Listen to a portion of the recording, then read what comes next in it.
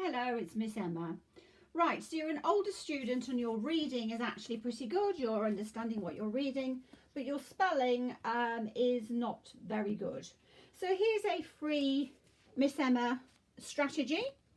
I work with a lot of older students. A lot of them can't read or spell, but if you can already read, even if not with confidence and what have you, but if you can read, then this is going to really help you become your spelling coach.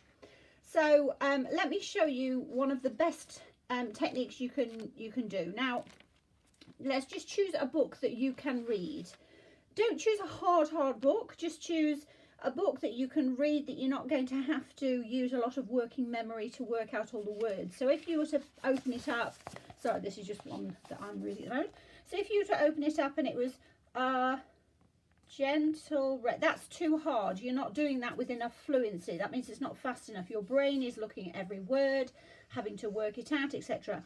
It needs to be text that you can actually read. You're not worrying, your head isn't hurting and trying to work out the words. You can read it, and you're because you're not using up all your working memory to work out every single word, you're also understanding what you're reading. Now that part is going to change a little bit when I'm now going to ask you to do this activity. Because your brain is now going to be focused on actually segmenting the words. Let me show you what that means. So every word, I was showing people some of these high frequency words the other day, and this is called code mapping. So this is a technique that I've developed, which basically means your eyes don't have to go off the words. You don't have to look at dots and lines and what have you. Your eyes stay on the word. So this is code map. This is basic code mapping, which means it's showing where the speech sounds split. So you might know that this is the word around because you can read to a certain extent, but your brain at the moment isn't conscious of the fact that the word is around. But if I use my duck hands, and this is everyone I work with, whether you're 5, 95, whatever, you use your duck hands because it makes your brain be aware of the splits. So here, the sound splits go. I said that quietly because I'm going to tell you what to do with those in a minute. But these are the sound splits, the speech sounds. That's the smallest parts of the words that we say. Every word is made up of speech sounds. That's the smallest unit. Not syllables, not blends, not onset and rhyme, not whatever. Just the sounds, the phonemes. They're called phonemes. So in this word, it's ow, and it can be very weird thinking about those sounds in isolation because you don't do it. We don't walk around speak it, speak it, speech, ow, and I said speaking speech sounds. We don't walk around doing that. I do, and SSP teachers do, and SSP students do, but you probably won't at the moment. If you were doing that, you would be spelling as confidently as you read. In fact, you would be reading a lot more confidently as well. So here, the sound, even though you can see that's an A-R-O-U-N-D, so that represents a speech sound, a phoneme, that represents a phoneme, that represents a phoneme, that represents a phoneme, and that represents a phoneme. What your brain at the moment isn't conscious of is that this is actually a schwa. So it's not an A, it's not an A, it's a which is a funny sound. It's a funny sound to use in isolation, but we use that sound, that sort of grunty sound. It's actually a schwa. We use that a lot. You're in the wrong pocket. What are you doing in there? Let's move you out. Where have you gone? Why have you somebody's hold on a second here. The schwa is the wrong pocket. So I'm trying to video it and do it at the same time. Okay, so the schwa is basically, and it's this funny backwards E, upside down obviously, it's a sound, and that's used a lot, but because we don't use it on its own, you're probably not even aware of it, but that A actually is the Now if you said around, that's fine. We often, this is the it's like an upside down V, that's the monster. And we often, it's often very difficult to hear the difference between an and an So we've got out and around. So what's so brilliant is that if you know this word, because children who don't know the word, they can see those splits, but they don't know, well, what's the sound that it represents? So they can't follow the sounds and blend them into the word because they're not sure. And that's actually why we use the monsters, because we will put those monsters. So if the children learn all the monsters really quickly. So if the children have this little monster on the H, then they know that sound is because this monster represents that sound. And if they see the A, they see the A monster. That's the A, that's the phonetic symbol. So if they see the A monster on there, they know it's an A sound. So here, do you remember that was an that was a schwa? Well, in this word, that is an A. So they might see monster, monster A. The monsters see monster P, who looks like this, monster P.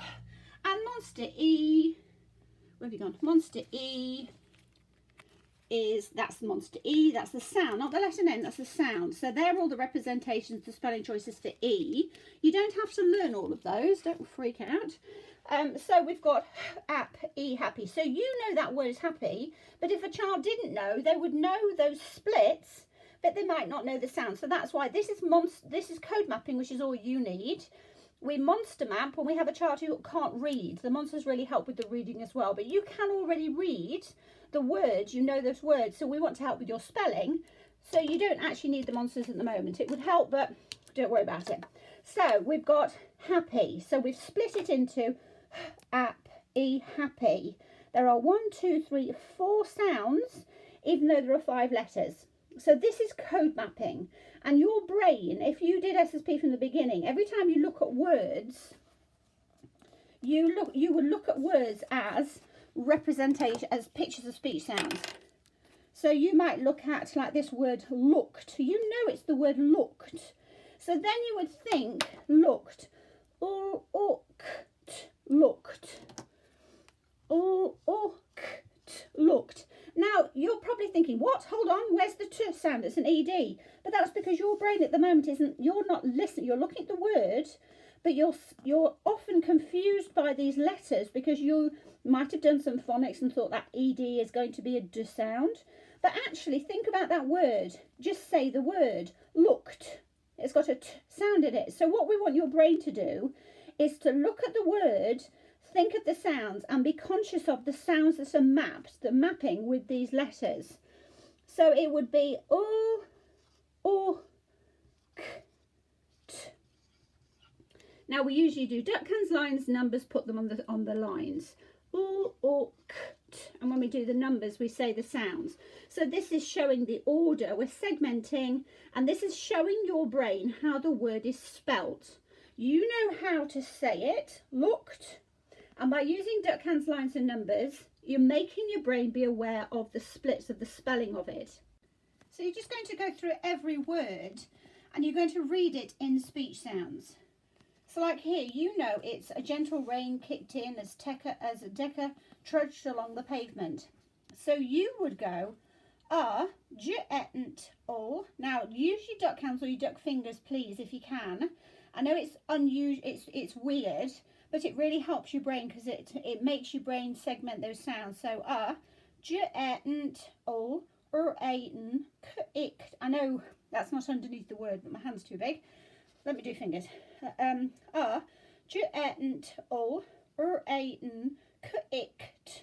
Itten as d-ek, t-r-a-jd, a-l-a-n, the-a, p-a-v-m-a-nt. Little schwa in there. So just have a go with just a sentence. Read it in speech sounds. Now another thing, if you have got somebody that's there helping you, is that I don't want your mum, your whoever it can help you, I want them to close their eyes, and what you're going to do this time is you're going to give the sounds, but they're going to give the word. So if you don't give the right sounds, I want your helper to get to blend those sounds into the word. So here you'll go it, and your partner will say it, f-e-ult, and hopefully they'll say felt. Now, like here, supposing you went v-e-r-y, yeah, even though you know it's very, so you need to be saying v-e-r-y, very. But if you're supposing your brain sort of had a little bit of a freeze and went v-e-r-y, your partner would say very, what's very? because they're blending the actual sounds you are giving. Okay, so like I said, read as much as you can just in speech sounds. You don't need to blend them into the words. You know those words, so you can just go j etent ol aten k ikt itten as d ek t ujd otten the so it's sounds, not syllables. It's not gentle or what have you. It's just it's the actual sounds, because spelling is all about the individual phonemes. Then you're going to get a partner who you give the sounds, they close their eyes, and they're going to blend those sounds. And if they don't blend it into the word, you know you probably got to think, well, am I giving the correct sounds? Okay, so have a go at that, and just do a video if you can, or just tell me how you get on. Tell me your experience. But this activity is one of the best ones for your brain. It's free. You're using text that you've already got. So have a go and let me know how you get on. So code mapping, remember, is splitting it. Unfortunately, you aren't given text that is already code mapped, so your brain has to learn how to do it, and do as much as you can on your own. Be your own coach.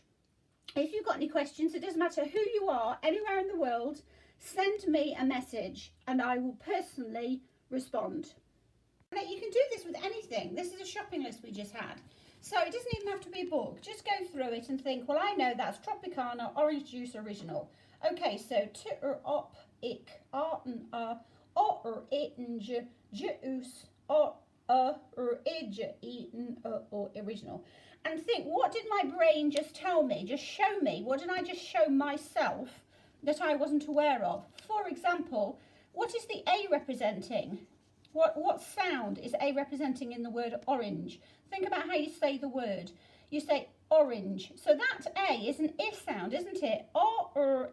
In. So what you're going to do a lot of is your brain is going to look at these letters that when you've had any sort of outdated phonics teaching or what have you, you've only been told a certain amount of choices. So you might have looked at the A and thought, ah, well, here it's an I sound, and you know that because you know that word.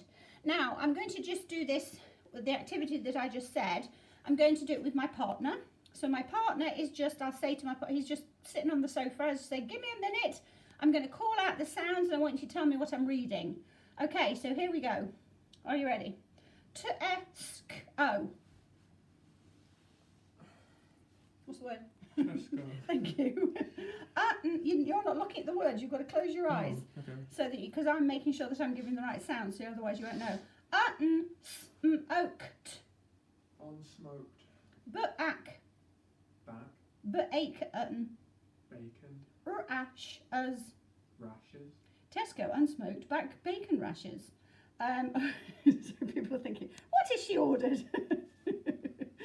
Okay, what's this one? Tesco. Tesco. Broccoli. Broccoli. And, well, I know this word and. Cauliflower.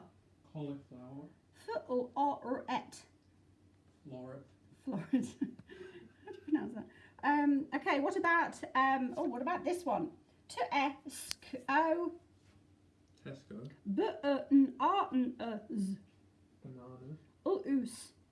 Loose. Yay. Okay, so you can just do random ones. You don't have to spend, 3 hours on it. Just say, quick, somebody, listen, I'm going to give the sounds. Tell me what I'm reading. It's as simple as that. We're just making sure that your brain use the words, that you know what these words are, but now we're making your brain understand how we spell words. Reading is just looking at the words, which is a lot easier. A lot easier to learn to read. Spelling is different because spelling is much more speech to print, and it's what are the sounds and how they're represented. Well, you know how to read, so we can use that, so you're your own spelling coach. Okay then. Now the other thing I want you to do is get the SSP Monster Mapping app, and you're going to go to the high frequency words. It doesn't matter that you know your high frequency words. You're going to go there. So these are all the monstered ones. So this is how children learn these 400 high frequency words really quickly, not just for reading but also spelling. The fact that you are not a great speller means you've probably gone through a system of sight words where there was no looking at how the graphemes and phonemes mapped. You probably did, you didn't use any decodable readers. You did nothing really that got your brain to look at the parts. So you're going to go to all 400 words and just watch it and listen to me. Oh, let's play. Okay. Hello, boys and girls, it's Miss Emma. Right, let me just fast forward. Let's do some words before your duck level. Sorry. E, Okay, many. there we go. Is, with. A, they. Ed, said. So these are all words that you know. You could go through them, go, he said, etc., etc. But what I'm making your brain do is say, okay, yes, that's the word said, but look, there's the sound there. That represents a sound, and that represents a sound. Now, you know the word, so you know that's s-e-d, said.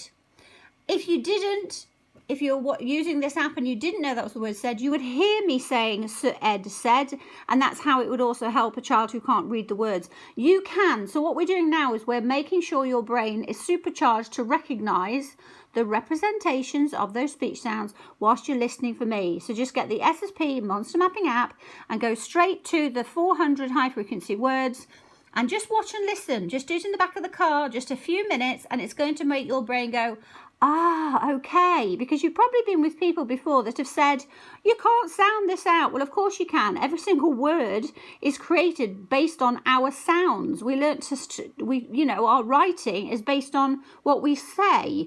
We didn't start talking because of what's written down here. It's not that way around. The speech sounds that we use, s-ed, said, are represented, and that's how every word in the English language can be code mapped like this. There are only 2 words that can't, and you will see them in the app in red. We can give the sounds, but they don't map, and you'll see why. So get the SSP Monster Mapping app and do that technique that I showed you. So even just spending the $20 for the app, the other is a free technique, $20, and you're going to become your spelling coach. I'll give you some more tips another day.